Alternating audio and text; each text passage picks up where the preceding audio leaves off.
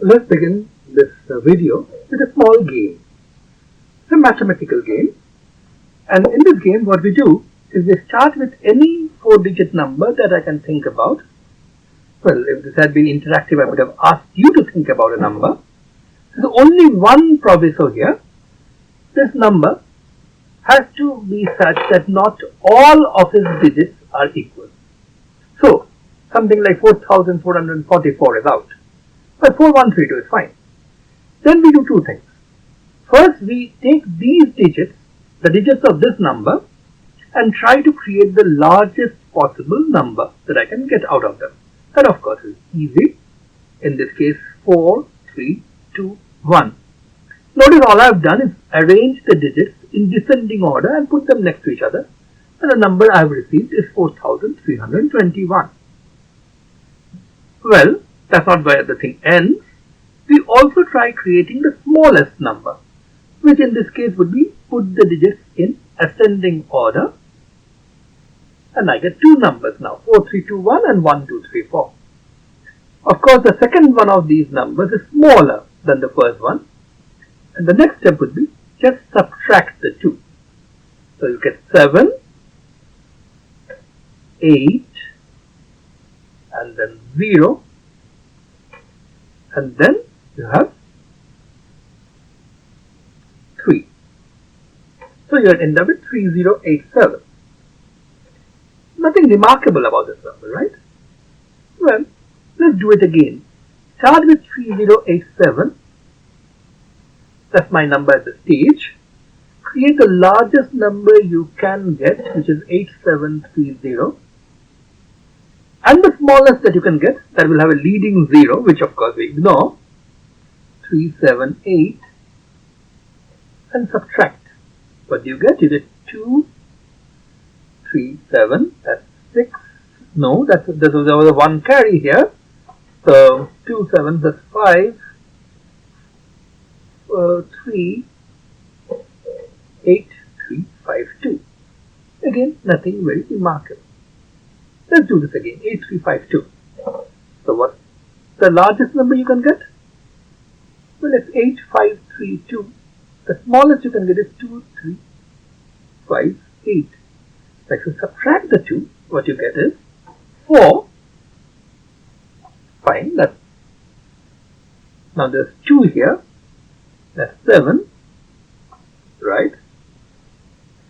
So 1 was carried from here. So there's 4, 1, and 6. 6174. Again, doesn't look very special. 6174. What do you get when you start with this? You get 7, 6, 4, 1, the largest number that you can form with the digits of 6174. And the smallest number you can get is 1, 4, 6, 7. Let's subtract the 2. What do you get? 4. Fine, that's okay. You get 4. Then you get 3 here, so 7, 5, so 1, 6. Now you see where we have landed. No matter how many times you keep on repeating this after that, you are going to keep on getting 6174. If we were being very mathematical about it, we would be saying that you have hit a fixed point of this iteration scheme that we have. Iteration is something which you do over and over again. The name, of course, has the same root as the word iterable, something we have been using several times. Here, the iteration is simply this. You take a 4-digit number, form the largest number that you can form using its digits, form the smallest one that you can form using its digits, subtract the 2, and then go ahead. Keep on repeating this.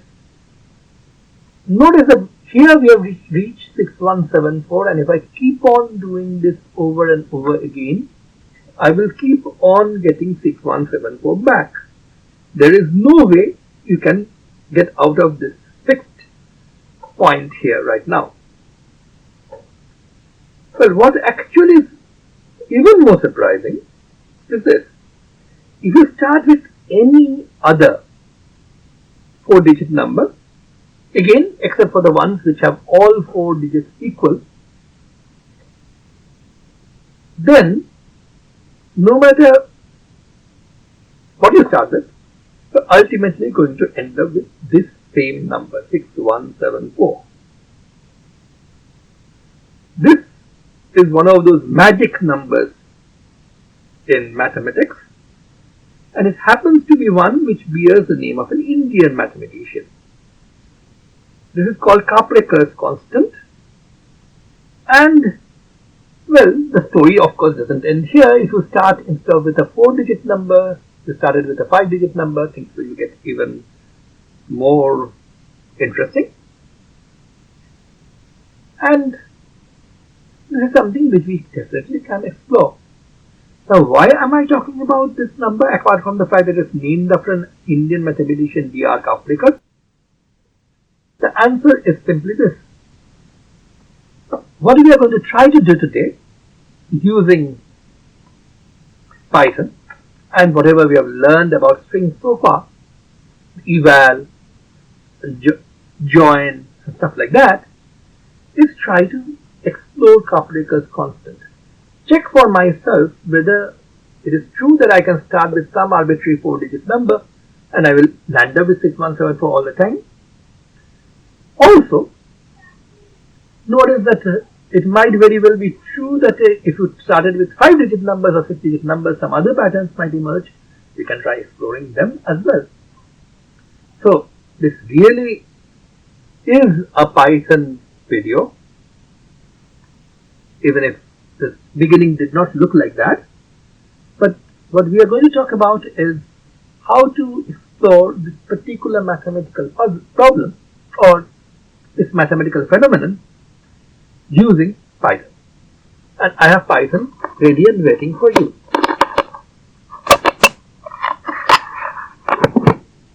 So what do we need to do first? We need to figure out a way of first creating the largest possible number using the digits of a given number. So this is a 4-digit number, but let's try it anyway. Of course, this is something which is very easy for us human beings to do just by looking at the number. Then how do I ask the computer to do it? So one idea could be simply find the digits first, put them in a list, then you sort the list in ascending order, and then assemble the number back using join. This is a direct consequence of whatever we have learned in the last video. So let's see whether this works. So let's try it out first. Let's start with a number. Let's say the number we started out with, 4132. And let's see whether I can coax Python into giving me the largest number which I can get out of the digits of this. So first, let's create the list. We have already done this in the last video, but just to remind you, I am using list comprehension here.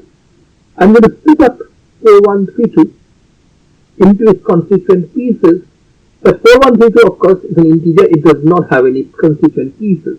So what I need to do first is change 4132 into a string which does have constituent pieces, 4132, the characters.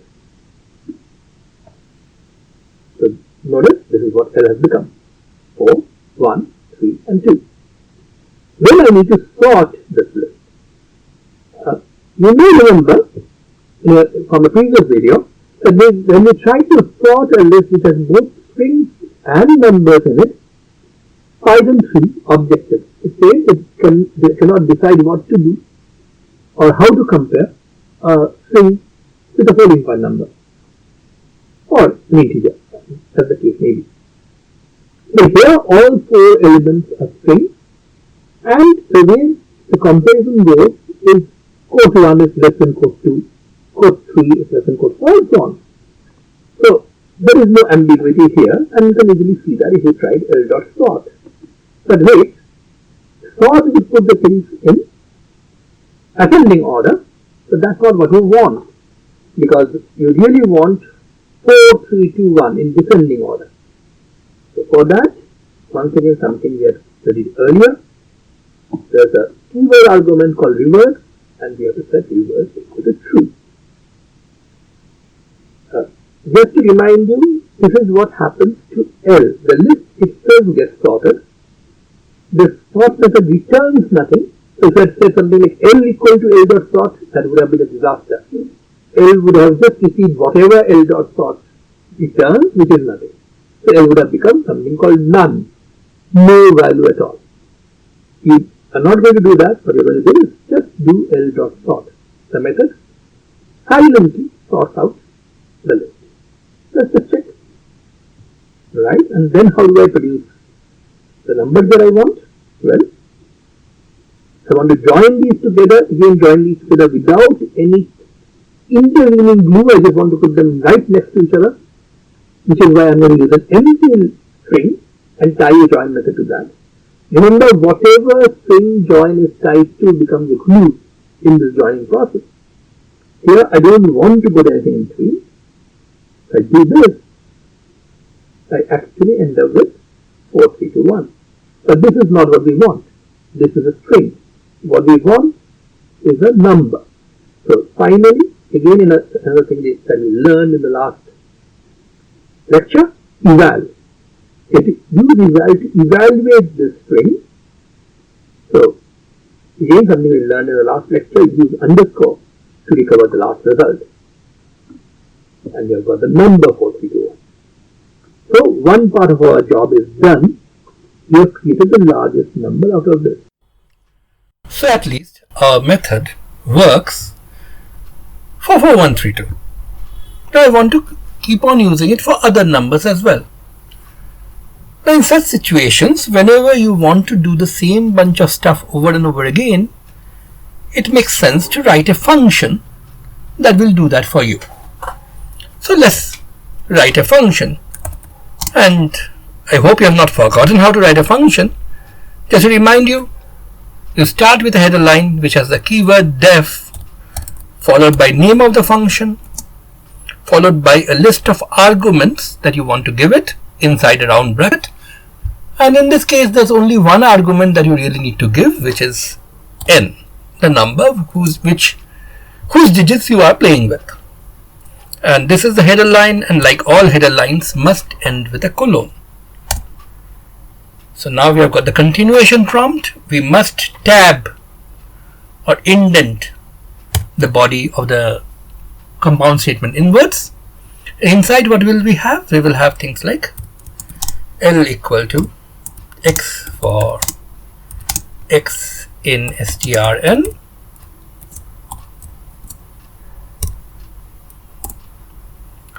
so there's a list comprehension step, splitting up the number into a list containing each one of its digits as a floating point character.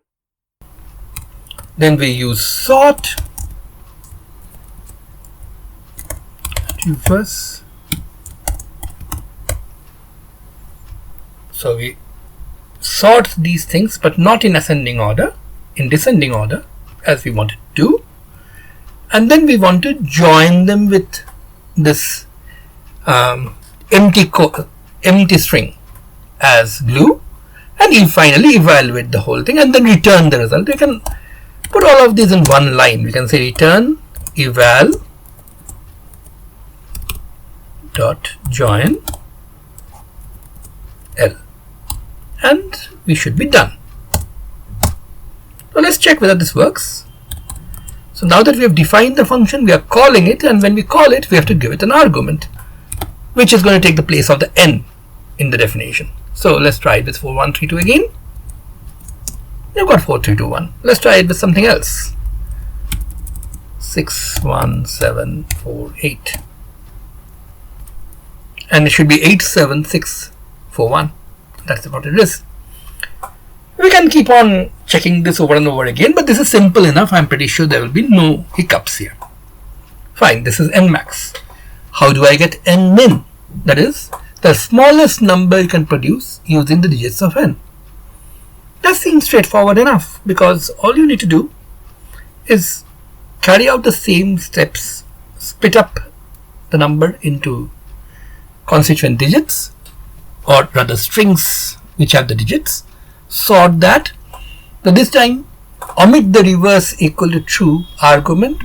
Reverse equal to false by default is what you need, because you really are trying to put these digits into ascending order, which is a default behavior of sort, and then return after evaluating and the result of joining all these digits. So let's try that. Seems pretty straightforward. So new function nmin. Okay. Split up. Then sort, but leave out the reverse equal to true, and then return the evaluated thing. Pretty straightforward. Should work. And let's check.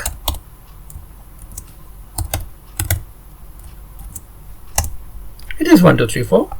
Let's try nmin on the other number, 61748. Appears to work just fine. So apparently we have got nmax and nmin, the two functions that we need, ready for use. So let's try to play Capricor's game here. Start with any arbitrary number, find nmax for that number, nmin for that number, subtract, get the new number, repeat, and see whether you're going to reach Capricor's constant. Okay, let's see. Let's start with the same n that we had started with, 4132, and let's just see whether we can reproduce whatever we did a while ago at the beginning of this video by using the computer to calculate the differences for us.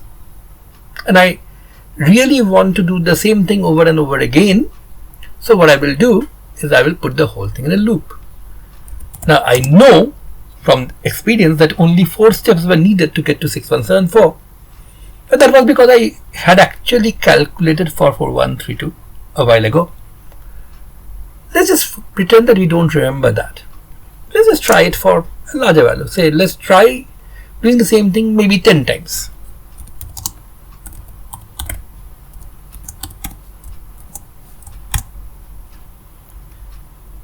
Range 10, once again let me remind you, produces an range class object, not really a list, but it's an object which is going to give you 0, 1, 2, 3, 4, 5, 6, 7, 8, 9 in succession. So I will take each one of these values and the loop will run as many times as there are numbers coming out of this, which will be 10 times.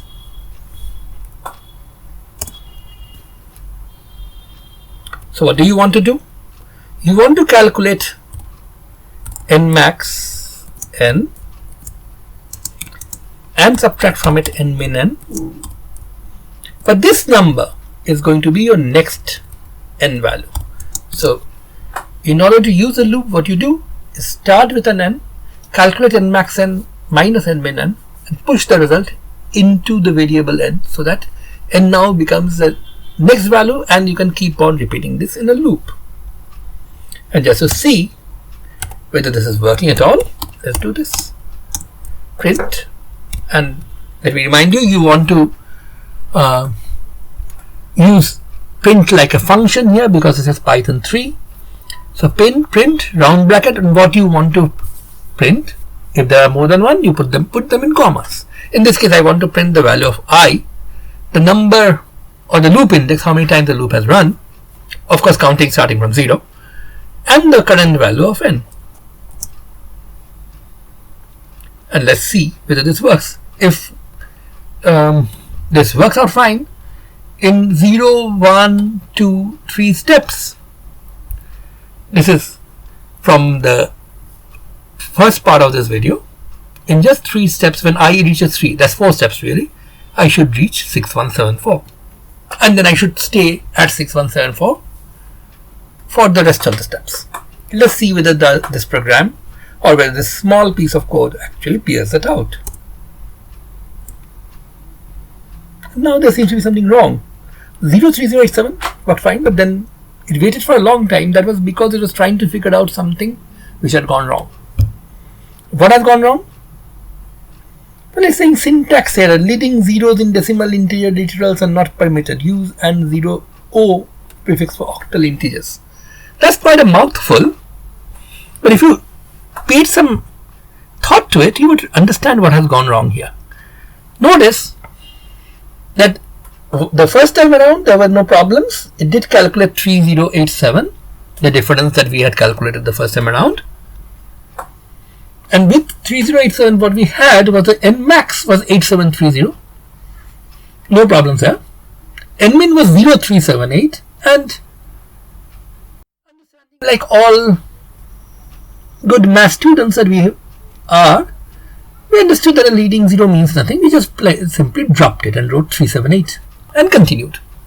Unfortunately, Python does not know our mind. And this is not just about Python. Computing systems can't read our mind. They don't know what we want. They only know that they have to carry out whatever we have asked them to. So what has gone wrong here is simply this. Well, if you can look at the error, you can see the 0378 is where the error really comes from. So 0378 has been calculated. So this joining, up to that there's no problem. Sorting, joining, fine, 0378. That's a string. But now you are going to try to evaluate that. And if you try evaluating that,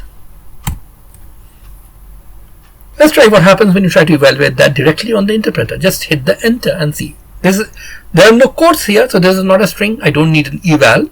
I can just hit the enter and Python is going to evaluate this. And it's giving me exactly the same error. It's telling me that you are not supposed to start an integer with 0. Why is that?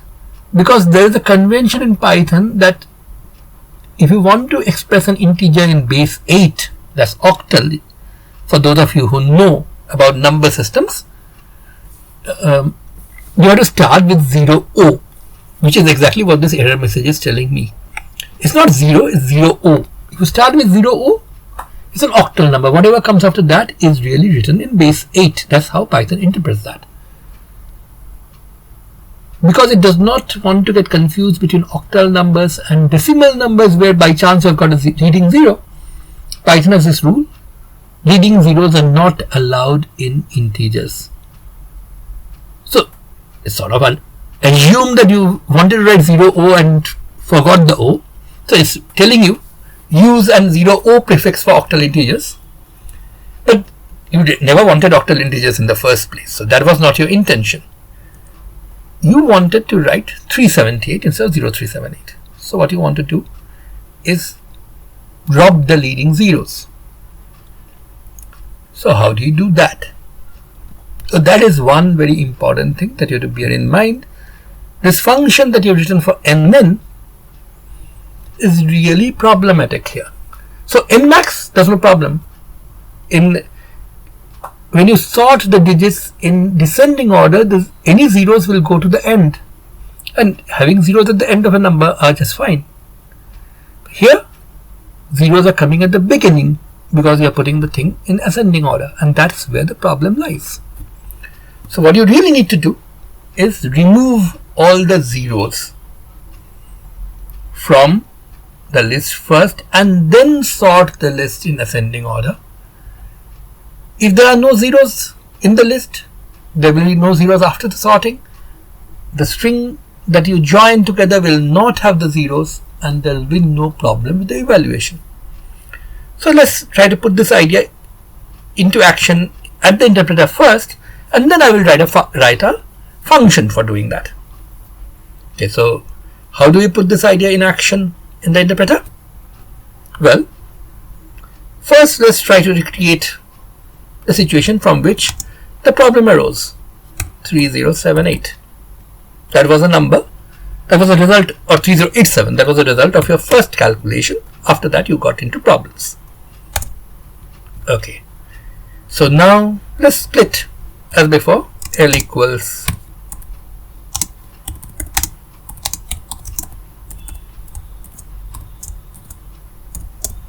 so you've got this. And just to show you what the problem would be if I were to now sort this in ascending order.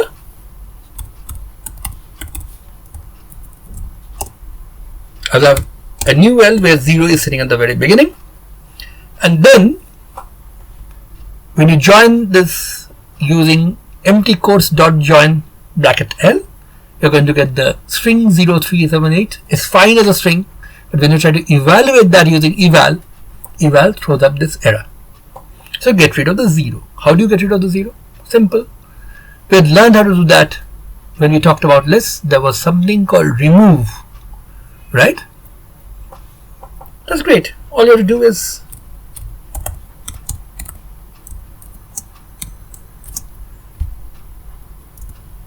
now I see that despite a 0 glaring at me from the screen, Python is telling me this is a value error.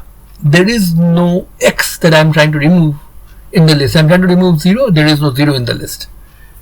But Menace thought will tell you exactly what went wrong here. What we are trying to remove is the string with 0 as its content, not the integer 0 which I've asked to be removed here. So what you really need to do is l.remove quote 0 quote, and then it will work fine. L has just 378. Join them. We're done. There's only one catch. What if you are started with a number with multiple zeros? Let's say, and then your list would be, okay, let's try removing zeros from this one before we start. That's also pretty straightforward. Now what's the list? It still has zeros. After this, if we start, I will get 003. Eval will again complain. So it's not enough to just use l.remove 0 once. You have to keep on removing zeros. And how do you keep on removing zeros? How do you know? Of course, you can do this forever until you get a value error. But especially if you're writing a Python script, which is what we are going to do next, a Python program, not something which you evaluate directly at the interpreter, but something which you store in a file and then run, then a value error might just stop your program then and there, unless you take special steps for that. Those special steps that you can actually use will be discussed later when we talk about the try except routine in Python. That's slightly advanced. We're going to keep that for later. For the time being, let's just figure out how to remove all the zeros. Well, one thing you could do is you could just count the number of zeros at the beginning and then just use l.remove quote 0 that many times. So one possibility could be something like this.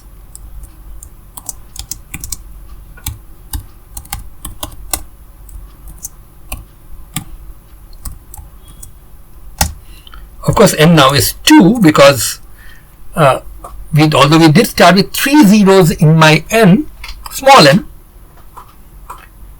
and this is something which I want to emphasize at this stage, small n and capital N are two different things because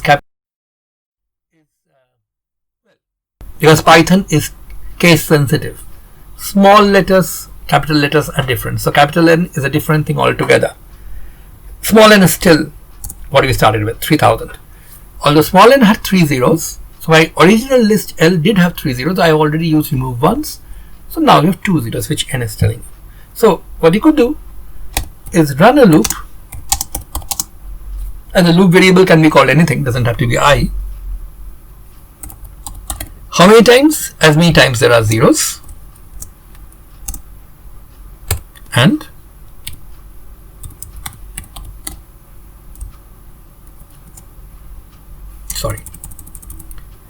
that many times remove the quote 0 from,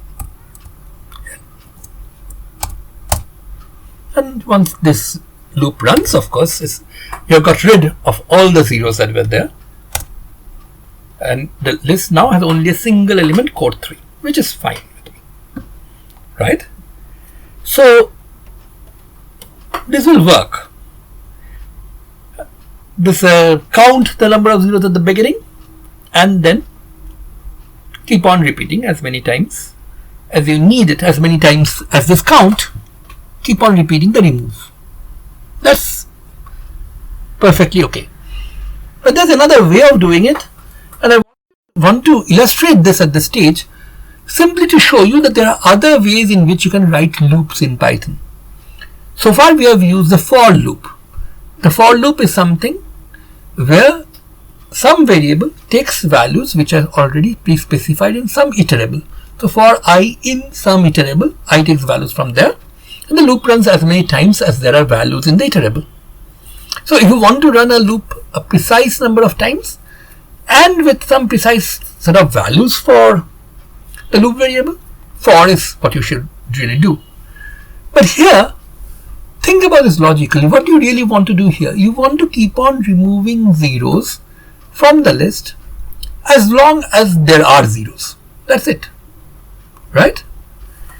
So this is a kind of situation where how many times you repeat the loop can easily be governed by simply this, by some condition. The condition being, are there any zeros left in your list? If so, do something.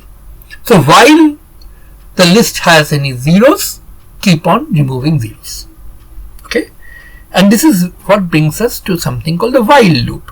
But to illustrate that, let's get back to the loop, to the list which actually had multiple zeros. So this one, the original one, which had 3 zeros in it. I could of course use count and run the loop for 3 times to remove 0 3 times, but I'm going to illustrate a different way of doing this, which is this. So this is a different kind of loop which we will use over and over again in the coming lectures. This is called a while loop. This is a loop which you run or which you use when there's a condition which you want to obey. That unless a particular condition is violated, you keep on doing something. So in this case, while L.count quote 0, now you want to stop when the count of zeros becomes equal to 0. But here you want to keep on doing this as long as this count is not 0. Now not equal to, the symbol for that, again this is a new thing perhaps to some of you. Double equals was a symbol you use for equality. Exclamation mark equals is what you use for not equal to. So while L.count 0, the count of how many quote zeros are there in L is not equal to 0, as long as that's true, as long as there are quote zeros in your list L, we do L.remove.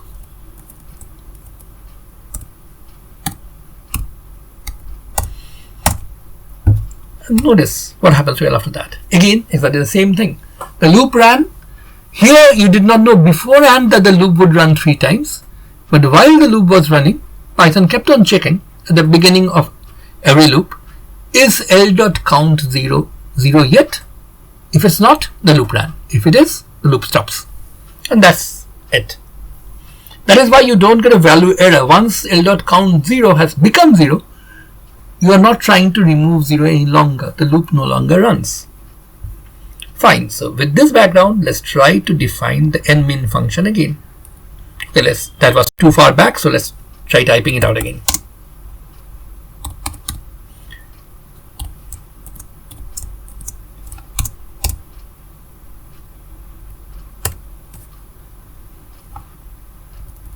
So just like before, what I will do is split this in L, but remember there's a inside the body the compound statement has to be tabbed in, and before I run the sort I will remove all the zeros. So I will just do this while L.count quote 0 is not equal to 0 colon.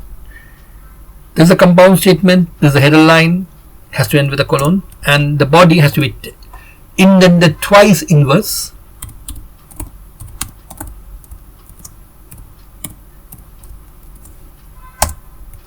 And then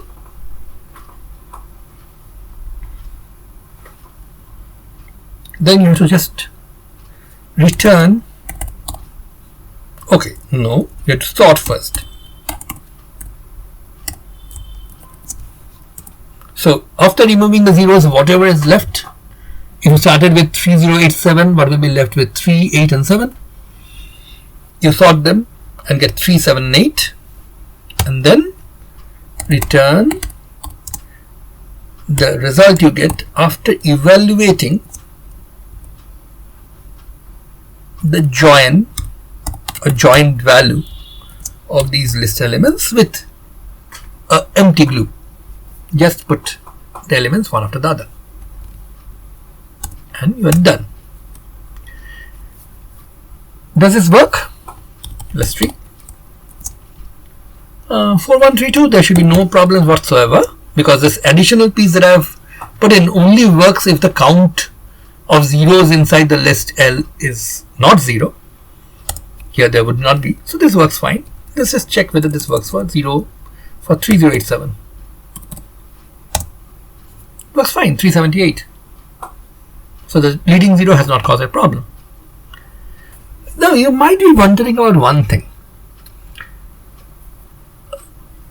When we defined our function, if you look at the last line, which is here, we wanted to return something.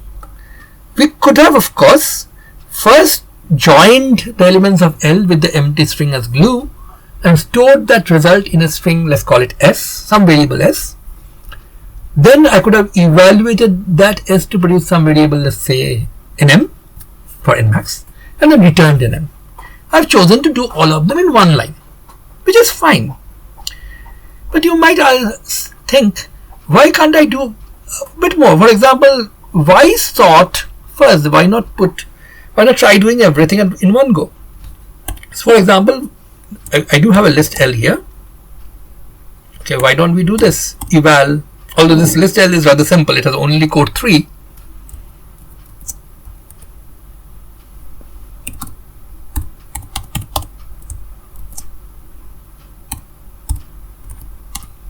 Why don't try doing the sort also in one step, so the code becomes even more compact.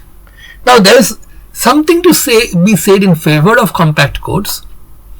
As long as the code remains readable, compactness is fine. But if you try to put too many things into one line just because you can do it, your program may become very difficult to read, and that's not a great idea. But here is fine. You know what I'm trying to do here. You're sorting L, giving that as a joins argument, and then fine. Should work, should it? Let's see. It doesn't. It says something rather strange. It says can only join an iterable. But L.sort is an iterable, right? So you can see the problem here is at the level of joining. It says it can only join an iterable, but I've given L.sort as an argument. Isn't that an iterable? Answer is no, it is not. L.sort is not an iterable.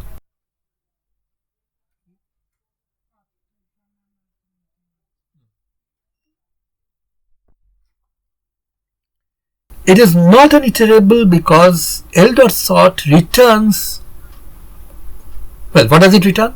It returns nothing, as I said before. And here, if you use L.sort as an argument to join, what join will take as its argument is whatever L.sort returns. Not the list L, but the return value of L.sort, which is none. And which of course is not an iterable, and join cannot do that. So this is one thing I wanted to warn you about. Compactness is fine, but you have to realize exactly what you are doing at every stage in order to be able to use a more compact statement. So when you supply something as an argument, some expression as an argument, that expression is evaluated first, and whatever that expression returns is used as an argument. L.sort returns nothing. It silently sorts the list.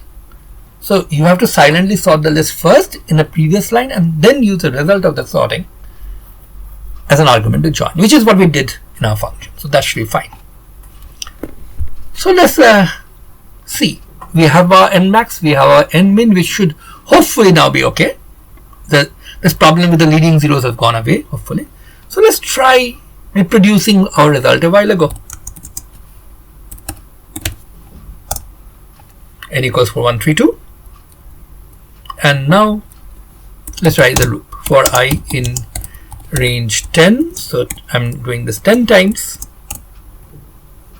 N equals n max n minus n min n. So I'm iterating the same thing over and over again. I'm taking the result, putting it in n, repeating it again. Print I comma n. And this does work. Of course, I can't see the 4132 in my output because I'm printing after calculating the new n. So the very first n I get to see is 3087, then I get 8352, then I get 6174, and once I've hit 6174, I stay on at 6174. So I've found out that at least in this case, I do get to Kaprekar's constant. What about other input values? Let's read.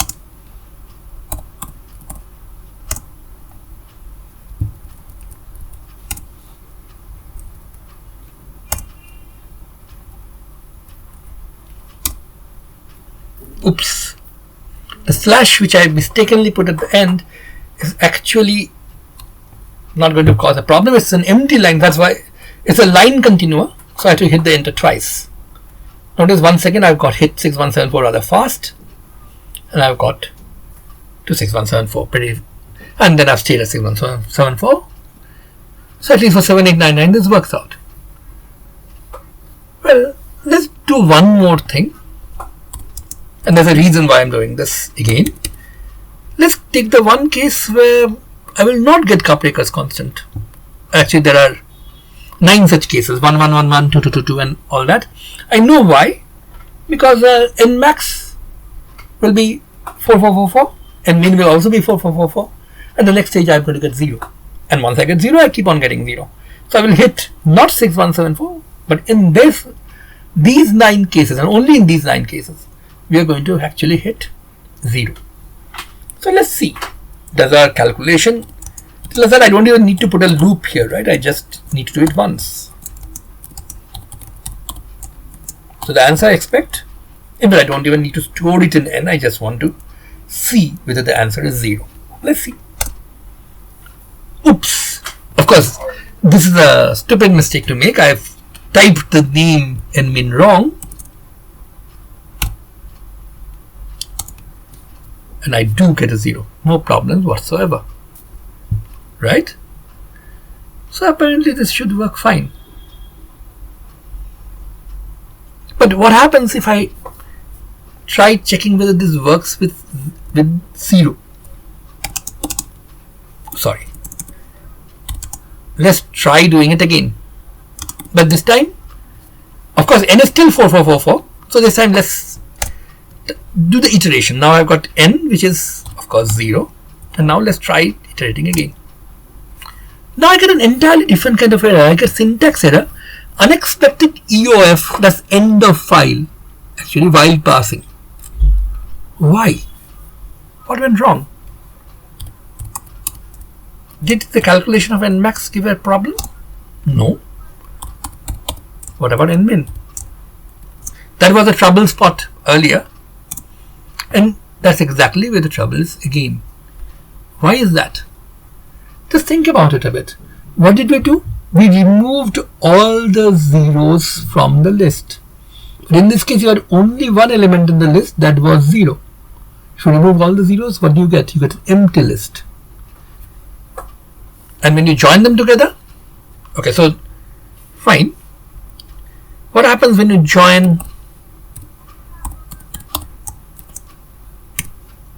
Give join an argument which is an empty list. Well, it gives you an empty string. Not a problem. No errors at least. What happens if you try to evaluate the result of the last calculation, the empty string? Of course, you get an error. Because eval treats whatever is inside the string as an Python expression and tries to calculate its value. Here it's saying unexpected EOF file is just a term it uses, but unexpected end. There is nothing in it and the thing is ended. So it couldn't make sense of what is being said. So if you started with a 0, nmin is still going to give you a problem. So we have to take care of that case separately. Of course, if you start with a 0, you expect nmin to return a 0. It should have, but the way it works, it doesn't. It tries to evaluate an empty string, and evaluation of an empty string, of course, gives a problem. Fine. So all we have done in this this video so far is just to study a particular mathematical problem and wrote some code to try that out. What I want you to do, want to do next is this. Instead of doing all this in the interpreter, let's try doing this same problem by writing a Python script. So this is going to be our very first Python script. Usually when people learn programming, the very first program they write, which they write into a file and then typically compile and run. If you don't know what that means, don't worry, you won't need to. The very first program they write is something like hello world, something which prints hello world on the screen. That's because when Carnahan and Ritchie wrote the textbook, most probably the tradition came from there. I'm not sure whether it was there earlier, but that was the very first program they wrote as an example in their classic textbook on C, in the C language. And since then, at least as far as I know, since then and not earlier, this has become a tradition. But Python is such a powerful language that writing something so trivial as hello world is hardly worth it. So let's try writing a Python program which is going to figure out what Capricor's constant is. But we are going to see that in the process there are still some new things that we will learn. So first, how do I write a Python script? The answer is you write your commands, the Python commands you are using, in a file. What do I use to write the file? You could use anything. Depends on what system you're using. But what I will do is demonstrate how to just use a plain text editor to write your Python file. And I'm going to use an editor which I personally like a lot. This editor is slightly difficult for people to learn at the beginning, so maybe you may not prefer that, but use any editor of your choice. The only catch is don't use a word processor. Don't use something like Microsoft Office or LibreOffice or WordPad. These are not plain text editors. These add extra characters, special characters to the file, which help in the formatting and the look and the feel, but that will completely confuse the Python interpreter when you try to run the program. So use Notepad if you are using Windows. If you are using a specialized Python distribution, it may come with a Python aware editor already. I could have used gedit, which is on my Linux system, which is a pretty standard Notepad-like editor. That's actually not true. Gedit is much more powerful than Notepad, but still, the closest Windows equivalent is Notepad. Or I could use something like Vim, which is a editor which makes it easy to write programs. But as I warned you, Vim has a rather steep learning curve, so I don't want you to get too mired into that. In any case, it doesn't matter which editor you're going to use. Any editor is fine. So let's start by first opening up a new tab on my terminal. So my Python interpreter is still running on this terminal, on this tab. On the next tab, I'm going to edit a file. So let's call that file Kaprekar. But this is a Python script, and by convention all Python scripts have to end with .py. So I'm writing a file. So what do I put in the file? Well, at the very beginning I can just define the functions that we want. Sorry. So instead of writing these at the interpreter, I'm actually writing this in an editor and into a file. So when I wrote this in an interpreter, once I complete a statement, the statement gets executed. Here I will write the whole thing in a file, and only after I do that will the statement be executed. So def nmax n colon. Now notice one thing. I'm pretty sure you did notice that the def came in a different color, nmax came in a different color, and so on. And you may have also noticed that the moment I hit the enter key after the colon, I did not have to tab. The cursor automatically came indented. That's because Vim happens to be a Python aware editor. It gives you some help in typing out Python. And so it recognizes keywords, puts them in different color. It knows when you're starting a body, so puts an indent. So you don't have to worry about that. Some of this hard work is done by Python itself.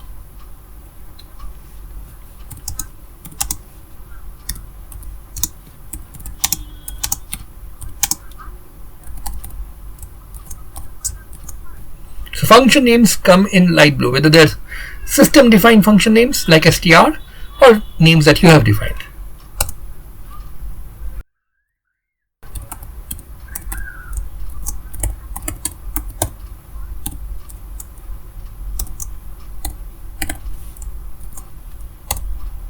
And then return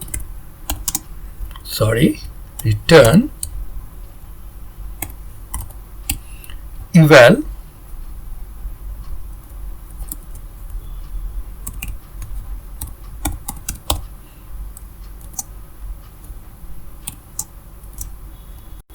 and your nmax has been defined. How do you define nmin? Well, I'm going to use some tricks from which VI allows us to use. Don't worry about those special steps. It just makes my typing a bit faster. Here I need to put in this removal of zeros routine. While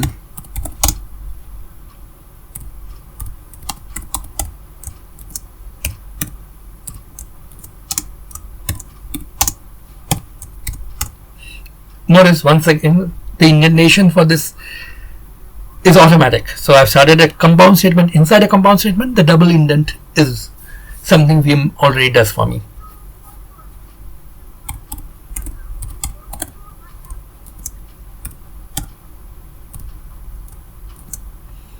In fact, while we're at it, let's take care of the one problem that we already had seen, which is if I put in a 0, I got an error. So that was because I was trying to join together an empty string and evaluate the result of that. That is, rather join together an empty list to get an empty string and evaluate that, and that was a problem. So what I will do is, at the very beginning, if n is 0, that's the equal to check, return 0. So if you put in 0, you're going to get 0 out. Now, one important thing, the moment a Python function encounters a return statement, it returns the result and goes back to whoever was calling it, which means once the return statement is encountered, the rest of the code within the function body will not even be looked at. So here, if you try evaluating nmin 0, the function is simply going to return 0, and the rest of the thing, which could have given you an error, will not simply be executed. So you don't have to worry about putting an else clause here. If n is 0, return 0, that means the rest can be ignored. Of course, if n is not 0, the rest is actually calculated. And then what you do is start with n equals, let's say, So notice what I'm doing here is simply what I did in the interpreter. I'm just putting all these into a single file.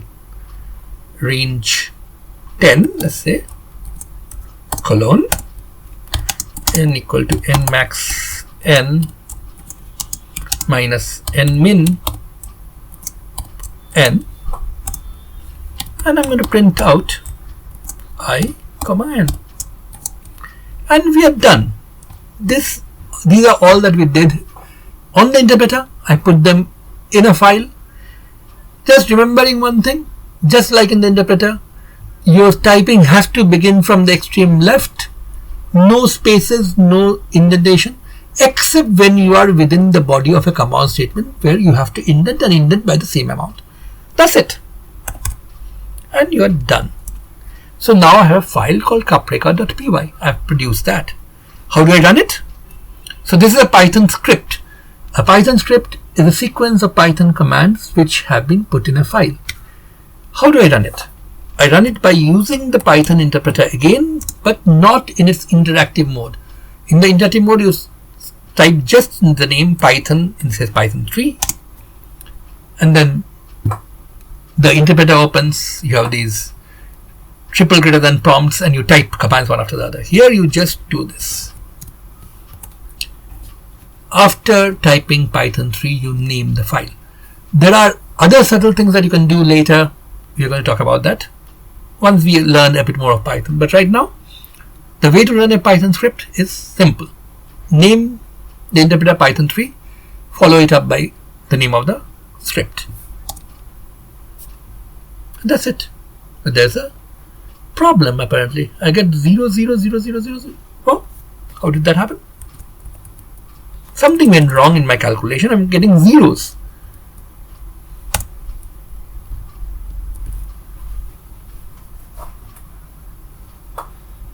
What went wrong?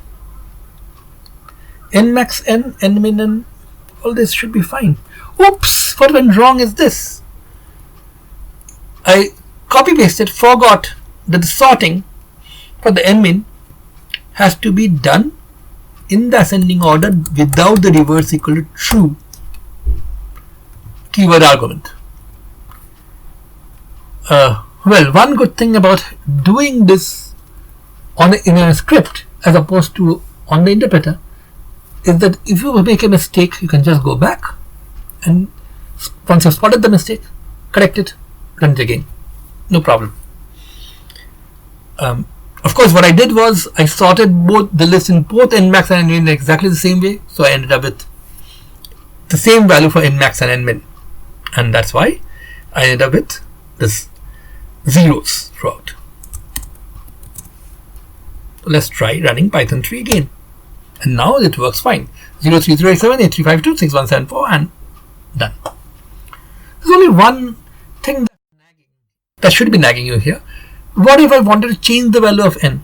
Of course, one way to change the value of n is enter the file, change n here 4132. So just edit this out, change it to something else, and run it again. Let's say 67 or 5677.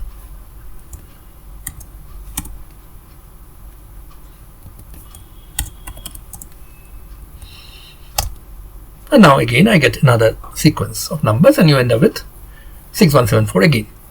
Now, let me point out that while this is right, it's a bit of a bother to have to enter the file every time and edit it and run the code again.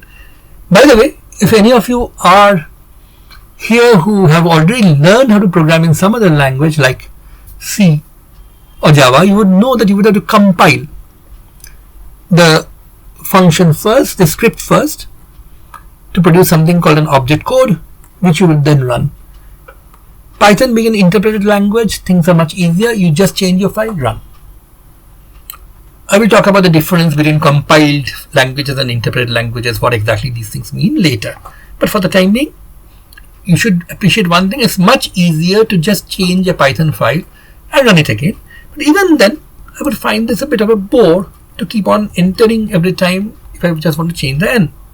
So instead of that, what we can do is ask Python to take an input. How do I do that? I do this. I use an inbuilt function called input, where Python is going to ask for input from the user. Now, input can be run just like this: input, empty bracket, nothing inside. But I can make my life a bit easier by giving input an argument. The argument has to be a string, and the string is nothing but a prompt which should remind the user as to what is it that is being asked for. Otherwise, what will happen is, if you run a program which has an input, Python is simply going to keep on waiting for the input, and you may not remember that there was an input command there. Here, the prompt simply comes on the screen, so you know what you're supposed to do. There's only one additional thing that you have to remember, and this is where Python 3 differs from Python 2. In Python 2, this would have been fine. In Python 3, input actually returns whatever you type in from the keyboard as a string, not as a number. But you want a number, so you have to use eval. So this is how things work out. You have to evaluate whatever the input given is, and then it works. So now let's see. Let's run this once again. Here comes the prompt: enter the value of n colon with the space which was all there in the string, even the space. And now I can give whatever number I want. I'm reaching the Kaprekar constant. Let's try it again with a different value. Again, Kaprekar constant. Well, let's try it with a larger number of digits. Now we have not reached Kaprekar's constant, or not reached a constant, but notice what has happened. 82962, 75933, 63954, 61974, again 82962, and so on. So here, instead of reaching a fixed point, what you have reached is a 4-point cycle. 4 values which keep on repeating again and again. So I've got into a cycle, not a fixed point, but a fixed cycle. A cycle with 4 elements. Well, is that an accident? Let's see. Let's try with some other number. Some other 5-digit number. No, it's not an accident. You hit the same cycle, 83952. Well, not the same cycle. A different 4-point cycle, but a 4-point cycle nonetheless. Now this behavior of this Kaprekar algorithm, this iteration with different starting points with different number of digits, is very, very fascinating. And I hope that if you have written the program yourself, you should have a lot of fun trying to figure out what's happening and what kind of things can happen. Much of this is well understood, and you can go on the net and find lots of details about Kaprekar's algorithm and what happens for various number of digits and so on. But there's a lot about this algorithm which is still not completely understood. So this actually is still something with which you can learn a lot of new mathematics.